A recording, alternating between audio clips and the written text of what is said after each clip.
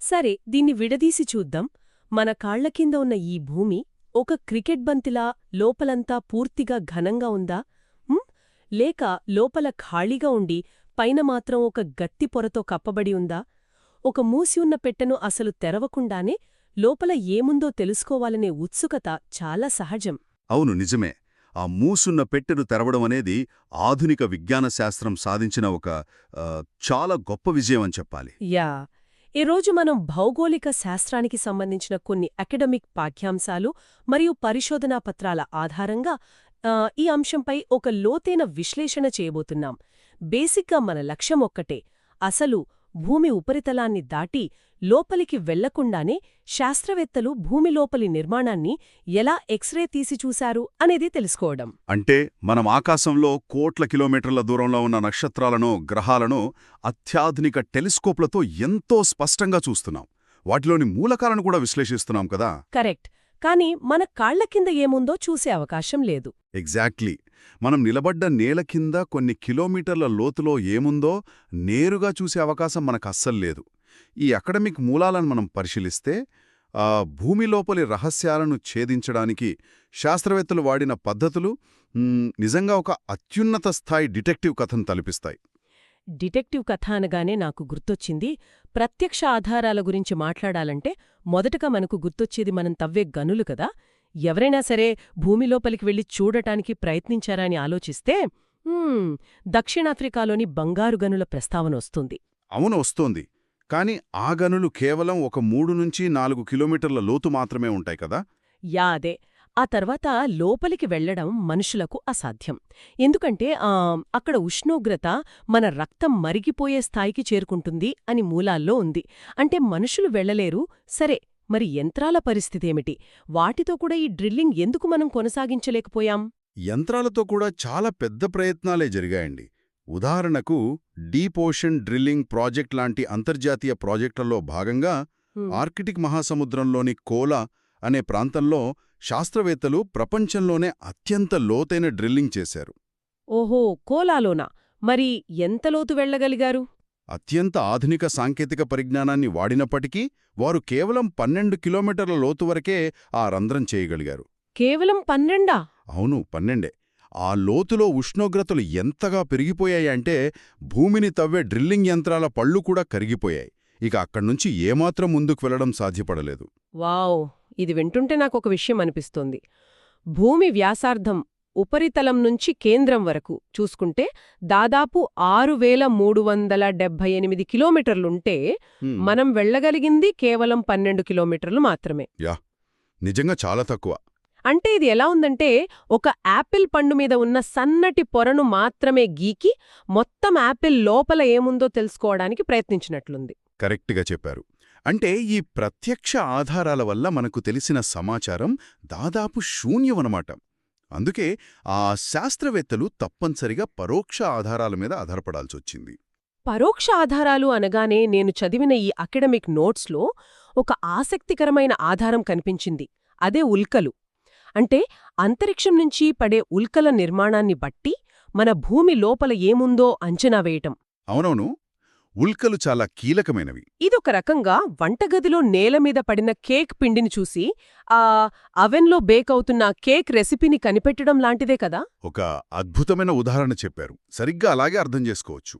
బేసిక్గా మన సౌర కుటుంబమంతా ఒకే మూలపదార్థం నుంచి, అంటే ఒకే కాలంలో ఏర్పడింది కదా. అవును. సో భూమి ఏ పదార్థాలతో రూపుదిద్దుకుందో ఈ ఉల్కలు కూడా అవే మూలకాలతో ఏర్పడ్డాయి. ఉల్కలు భూమి వాతావరణంలోకి ప్రవేశించి మండిపోయి కింద పడినప్పుడు వాటి కేంద్ర భాగాన్ని శాస్త్రవేత్తలు పరిశీలించారు. ఓకే. మరియు నికెల్ వంటి లోహాలతో ఏర్పడి ఉండటాన్ని వారు గమనించారు. సో ఆ నిర్మాణ సారూప్యతను బట్టి భూమి కేంద్రం కూడా ఇలాంటి అత్యంత బరువైన లోహాలతోనే ఏర్పడి ఉంటుందనే ఒక బలమైన నిర్ధారణకు వచ్చారు. ఓహో, అంటే వస్తువులు బేసిక్గా ఇంగ్రీడియంట్స్ ఏమిటన్నది ఉల్కలు చెబుతున్నాయి.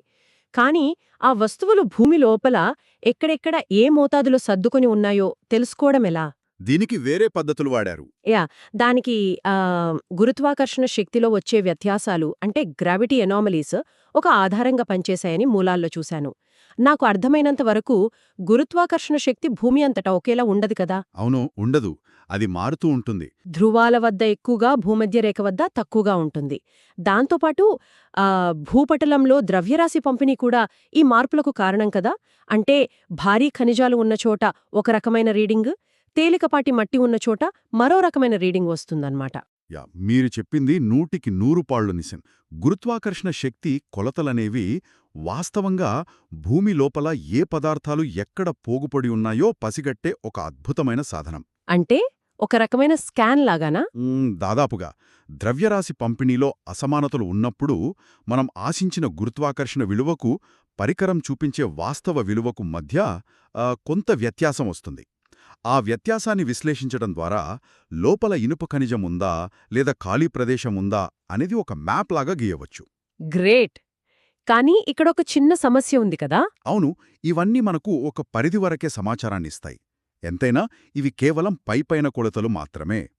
కానీ భూమి లోపలికి వెళ్లకుండానే స్పష్టమైన పొరల నిర్మాణాన్ని అత్యంత ఖచ్చితంగా చూపించిన ఎక్స్రే మరొకటుంది. భూకంప తరంగాలు అవేనా? కరెక్ట్, అవే భూకంప తరంగాలు. సహజంగా విధ్వంసాన్ని సృష్టించే ఈ ప్రకృతి విపత్తులు అంటే భూకంపాలు శాస్త్రవేత్తలకు మాత్రం భూమి గుట్టు విప్పే సాధనాలుగా మారాయన్నమాట. అసలు భూకంపం ఎలా వస్తోంది అని చూస్తే భూమి లోపల శిలలు రాపిడికి గురై ఒత్తిడి పెరిగిపోయి ఒక్కసారిగా ఆ ఒత్తిడి విడుదలైనప్పుడు శక్తి పుడుతుందని అర్థమవుతోంది. అవునవును. ఆ ఒత్తిడి గురించి చెప్పాలంటే ఇది ఒక రకంగా మన వేళ్లతో చిట్క వేయడం లాంటిది కదా. వేళ్ల మధ్య రాపిడి పెరిగి పెరిగి ఒక్కసారిగా జారినప్పుడు ఎలా శబ్దం పుడుతుందో అలాగే భూమి లోపల శిలలు ఆ పగుళ్ల వద్ద అంటే ఫాల్ట్ లైన్స్ వద్ద ఒకదానికొకటి లాక్ అయిపోయి ఒత్తిడి తట్టుకోలేక ఒక్కసారిగా జారినప్పుడు అపారమైన శక్తి విడుదలవుతోంది. చాలా కరెక్ట్గా చెప్పారు. ఆ శక్తి పుట్టే స్థానాన్ని ఫోకస్, అది ఉపరితలాన్ని చేరే స్థానాన్ని ఎపిసెంటర్ అంటారు కదా. అవునవును. ఆ జారే ప్రక్రియలో విడుదలైన శక్తే వివిధ రకాల తరంగాల రూపంలో ప్రయాణిస్తోంది. సిస్మోగ్రాఫీ యంత్రాలు ఈ తరంగాలను నమోదు చేస్తాయి. భూమి ఉపరితలం మీద ప్రయాణించే సర్ఫేస్ వేవ్స్ బేసిక్గా ఇల్లు కూలిపోవడానికి కారణమవుతాయి. అంటే అవి చాలా ప్రమాదకరమైనవి అన్నమాట. చాలా ప్రమాదకరం. కాని మన విశ్లేషణకు అత్యంత ముఖ్యమైనవి అవి కాదు. భూమి లోపల ప్రయాణించే బాడీ వేవ్స్. వీటిలో ప్రైమరీ లేదా పీ తరంగాలు మరియు సెకండరీ లేదా ఎస్ తరంగాలు అని 2 రకాలున్నాయి. ఈ బాడీ వేవ్స్ గురించి చూసినప్పుడు నాకొక ఆసక్తికరమైన విషయం కనిపించింది. ఈ పీ తరంగాలు బేసిక్గా ధ్వని తరంగాల్లాంటివి. ఇవి ఘన, ద్రవ, వాయు పదార్థాల గుండా దూసుకుపోతాయి. అవును, ఏ పదార్థమున్నా వెళ్తాయి. కానీ ఈ ఎస్ తరంగాలు మాత్రం చాలా పర్టిక్యులర్ అట కదా. అవి కేవలం ఘన పదార్థాల్లోంచి అంటే సాలిడ్స్లోంచి మాత్రమే వెళ్తాయని అర్థం చేసుకున్నాను. కరెక్ట్, వాడి ప్రధాన లక్షణం అదే. అంటే ఒకవేళ ద్రవ పదార్థం తగిలితే అవి ముందుకెళ్లలేక ఆగిపోతాయి. ఈ చిన్న లక్షణం ఆధారంగానే భూమి లోపల ఒక భారీ ద్రవ సముద్రం ఉందని శాస్త్రవేత్తలు కనిపెట్టారు. అదేనా షాడోజోన్ కథ? సిస్మోలజీ చరిత్రలో షాడోజోన్ అనేది నిజంగా ఒక మైలురాయి. భూకంపం వచ్చిన ఎపిసెంటర్ నుంచి తరంగాలు ప్రయాణిస్తున్నప్పుడు ప్రపంచంలోని అన్ని సిస్మోగ్రాఫ్లలో వాటిని రికార్డ్ చేశారు కదా. అప్పుడు ఒక అద్భుతమైన నమూనా బయటపడింది. ఎపిసెంటర్ నుంచి 105 డిగ్రీల దూరం వరకు పి మరియు ఎస్ తరంగాలు 2 నమోదయ్యాయి. కాని ఆ 105 డిగ్రీలు దాటిన తర్వాత ఏం జరిగింది? ఎస్ తరంగాలు పూర్తిగా మాయమైపోయాయి. అంటే ఎపిసెంటర్ నుంచి 105 నుంచి 145 డిగ్రీల మధ్య ఆ తరంగాలు ఏ పరికరానికి అందలేదు. వావ్! ఇది చాలా వింతగా ఉంది. అవును, దాన్ని బట్టి భూమి లోపల ఒక నిర్దిష్ట లోతులో ఒక భారీ ద్రవపొర ఉందని శాస్త్రవేత్తలకు అర్థమైంది. ఎందుకంటే ఆ ద్రవపొరను ఢీకొట్టగానే ఎస్ తరంగాలు పరావర్తనం చెందాయి లేదా పూర్తిగా ఆగిపోయాయి. ఇక్కడ నేను గమనించిన అత్యంత అద్భుతమైన విషయమేమిటంటే మనకొచ్చిన డేటా కంటే ఆ డేటా రాకపోవడం వల్లనే భూమి నిర్మాణం గురించి ఎక్కువ తెలిసింది. అబ్సల్యూట్లీ. డేటా లేకపోవడమే ఇక్కడ అసలు ఆధారం. ఆ ఎస్ తరంగాలు మాయమైపోయిన ప్రదేశాన్ని విశ్లేషిస్తే భూమి ఉపరితలంలో ఏకంగా 40% వరకు ఈ షాడోజోన్ ఆక్రమించి ఉంటుంది. అంటే మన కాళ్ల కింద ఎంతో లోతులో ఘనరూపంలో లేని ఒక మహాద్రవపొర ఉంది. అవును, ఒక విశాలమైన ద్రవపొర.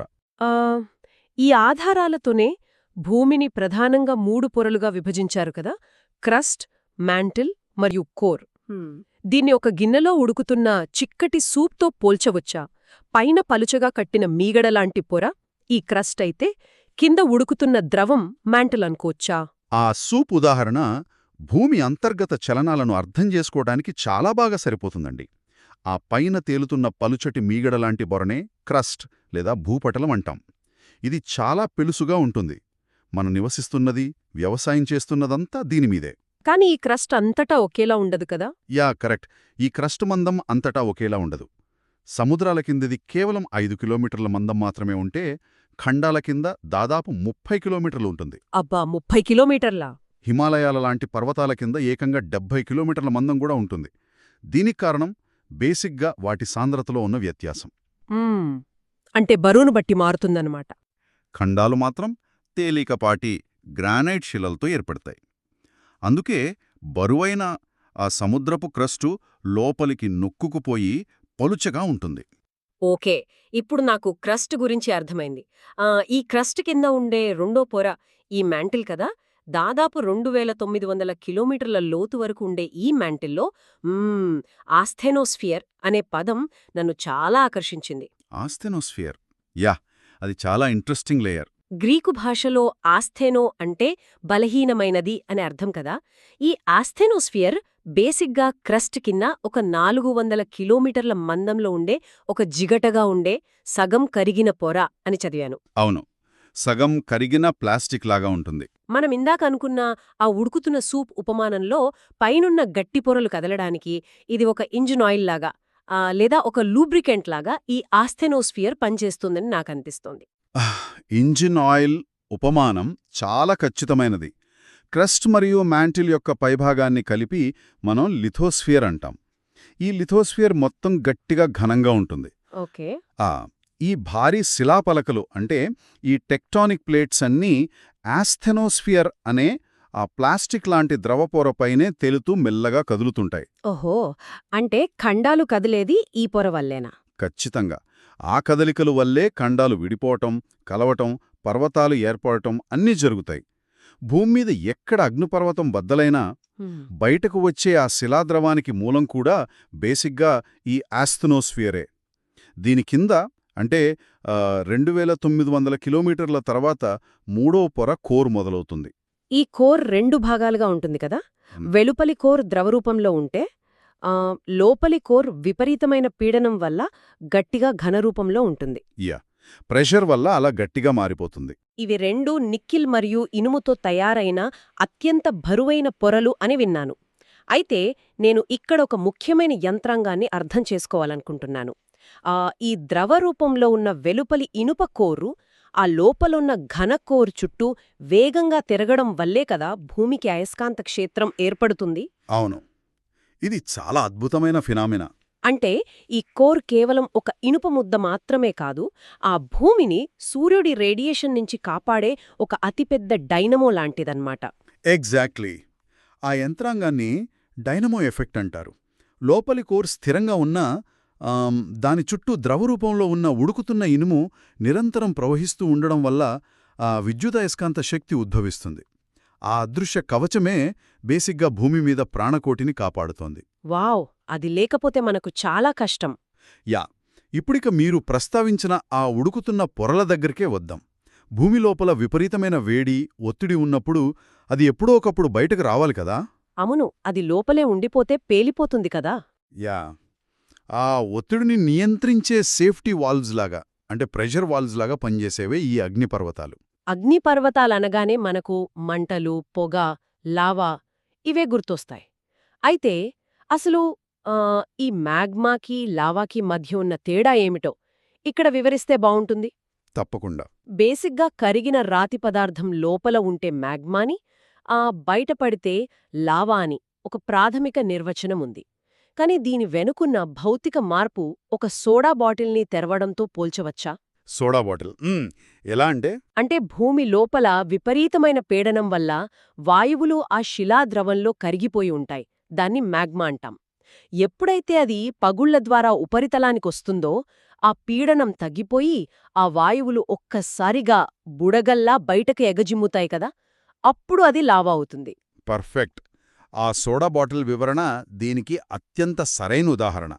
మ్యాగ్మా ఉపరితలానికి చేరుకోగానే అందులోని నీటి ఆవిరి, కార్బన్ డయాక్సైడ్ లాంటి వాయువులు వాతావరణంలో కలిసిపోతాయి.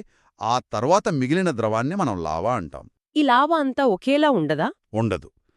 ఈ లావా చిక్కదనం ఆధారంగా, అంటే దాని విస్కాసిటీ ఆధారంగా అగ్నిపర్వతాలు బయటకు వచ్చే విధానం మారుతుంది. ఉదాహరణకు, లావా పల్చగా నీళ్లలా ఉంటే అది ప్రశాంతంగా సుదూర ప్రాంతాలకు ప్రవహిస్తుంది. అలా కూడా ప్రవహిస్తుందా? అవును. హవాయి దీవుల్లోని షీల్డ్ అగ్నిపర్వతాలు ఇలాంటివే. అవి పెద్ద శబ్దం లేకుండా ఒక కేడెంలాగా, అంటే ఒక షీల్డ్లాగా విస్తరిస్తాయి. కాని లావా చాలా చిక్కగా ఉంటే మాత్రం పరిస్థితి వేరుగా ఉంటుంది. లావా చిక్కగా ఉంటే బహుశా అది బయటకు రాలేదు కదా? సోడా బాటిల్ని బాగా ఊపి పట్టుకున్నట్లు ఒత్తిడి పెరిగిపోయి ఒక్కసారిగా పేలిపోతుందేమో. అవును, కరెక్ట్గా అదే జరుగుతుంది. వాటినే మనం కాంపోజిట్ అగ్నిపర్వతాలు అంటాం. బూడిద, లావా ఇలా పొరలు పొరలుగా ఒక శంకు ఆకారంలో పర్వతంగా ఏర్పడతాయి. ఓకే. ఇక కాల్డేరా రకం అగ్నిపర్వతాలైతే మరీ ప్రమాదకరం. ఎందుకంత ప్రమాదం? అవి ఎంత శక్తివంతంగా పైనుతాయంటే, ఆ అగ్నిపర్వతం తన మ్యాగ్మా ఛాంబర్లోకే తానే పూర్తిగా కుప్పకూలిపోయి ఒక పెద్ద గొయ్యిగా మారుతుంది. అయితే అన్ని అగ్నిపర్వతాలు ఇలా పర్వతాల్లాగే ఏర్పడవు. అవును, నేనిది చదివినప్పుడు చాలా ఆశ్చర్యపోయాను. మహారాష్ట్రలోని దక్కన్ పీఠభూమి బేసిక్గా ఒక ఫ్లడ్ బసాల్ట్ ప్రాంతం కదా. అది ఒక కొండ కాదు కాని కొన్ని కోట్ల సంవత్సరాల క్రితం భూమికి ఏర్పడిన పగుళ్ల నుంచి వందల కిలోమీటర్ల మేర లావా ప్రవహించి ఏర్పడిన విశాలమైన ప్రాంతమది. కరెక్ట్. దక్కన్ పీఠభూమి లాంటి భౌగోళిక నిర్మాణాలు భూమి లోపలి శక్తులు ఉపరితలాన్ని ఎలా పూర్తిగా మార్చేస్తాయో చెప్పడానికి ఒక అద్భుతమైన ఉదాహరణ. యా, అది చాలా ఇంట్రెస్టింగ్. ఈ లావా పల్చగా ఉండి నీటి ప్రవాహంలా వ్యాపించడం వల్ల వేలాది చదరపు కిలోమీటర్ల ప్రాంతం నల్లటి బసాల్ట్ శిలలతో కప్పబడింది. అయితే కొన్నిసార్లు ఈ మ్యాగ్మా అసలు ఉపరితలానికి చేరుకోలేక భూమి లోపలే చల్లబడిపోతుంది తెలుసా? లోపలే చల్లబడిపోతుందా? అప్పుడేమవుతుంది? అప్పుడు అద్భుతమైన ఇంట్రూజివ్ ఫామ్స్ ఏర్పడతాయి. భూమి లోపల ఒక పెద్ద గదిలాంటి ప్రాంతంలో మ్యాగ్మా ఇరుక్కుపోయి అక్కడే నెమ్మదిగా అంటే దాదాపు లక్షల సంవత్సరాల పాటు చల్లారితే ఏమవుతుందో ఒకసారి ఆలోచించండి. గట్టిపడిపోతుందా? అవును. ఆ నెమ్మదిగా చల్లారే ప్రక్రియ వల్లే అది అత్యంత కఠినమైన గ్రానైట్ శిలగా మారుతుంది. దీన్నే బాతోలిత్స్ అంటారు. పైనున్న మట్టి వాతావరణ మార్పుల వల్ల కోతకు గురైనప్పుడు వేల సంవత్సరాల తర్వాత ఈ బాతోలిత్స్లు పెద్ద గుమ్మటాల ఆకారంలో బయటపడతాయి. ఓహో, అంటే మనం తెలంగాణ, కర్ణాటక పీఠభూముల్లో చూసే ఆ భారీ గుమ్మటం లాంటి గ్రానైట్ కొండలు ఒకప్పుడు భూమి లోపల ఉడుకుతున్న మ్యాగ్మా ఛాంబర్లన్నమాట. అది పైకి రాలేక లోపలే గొడుగు ఆకారంలో చల్లబడి గట్టిపడిపోయాయి. ఎగ్జాక్ట్లీ అవే ఈ బాతోలిత్స్. వావ్, ఇదొక అద్భుతమైన ప్రయాణమండి. మనమొకసారి వెనక్కి తిరిగి చూస్తే కోలార్ డ్రిల్లింగ్ ప్రాజెక్ట్తో భూమిని కేవలం పైపైన గీకి చూశాం. ఉల్కలు, గురుత్వాకర్షణ మరియు భూకంప తరంగాల డేటాతో ఎక్స్రే తీసి లోపల ఏముందో స్పష్టంగా అర్థం చేసుకున్నాం. అవును, అంతా ఇండైరెక్ట్ సోర్సెస్ ద్వారానే. పెలుసుగా ఉండే క్రస్ట్, ఉడుకుతున్న ఆస్టెనోస్ఫియర్తో కూడిన మ్యాంటిల్ మరియు డైనమోలా పనిచేసే కోర్ అనే పొరలను గుర్తించాం. ఉడుకుతున్న మ్యాంటిల్ నుంచే బేసిక్గా సోడా బాటిల్లాగా అగ్నిపర్వతాల బద్దలై మన చుట్టూ ఉన్న కొండలు, నేలలను ఏర్పరిచాయని తెలుసుకున్నాం. అవునండి. భౌగోళిక శాస్త్రం కేవలం రాళ్లను అధ్యయనం చేసే శాస్త్రం కాదు.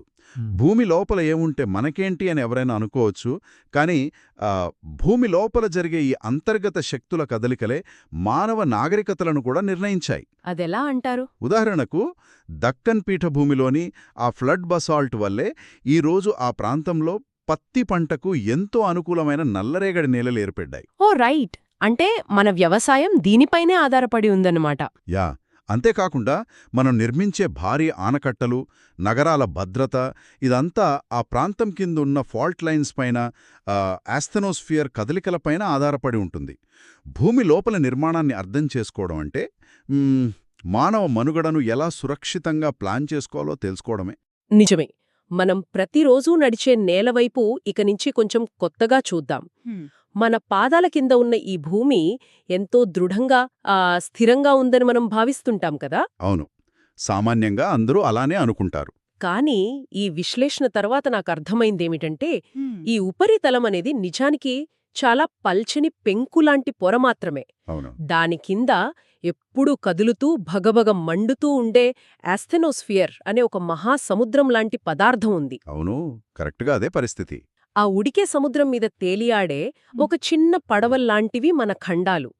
ఇది ఊహించుకుంటే అసలు మన కాళ్ల కింద ఉన్న ఆ స్థిరత్వమనే మన నమ్మకమే ఒక భ్రమగా అనిపించక మానదు. ఒక గట్టి క్రికెట్ బంతి అనుకున్న మన భూమి ఆ లోపల నిరంతరం పనిచేసే ఒక బ్రహ్మాండమైన డైనమిక్ ఇంజిన్ అని నేర్చుకున్నాం. ఖచ్చితంగా. అది ఒక డైనమిక్ ఇంజిన్ అనడంలో ఎలాంటి సందేహం లేదు.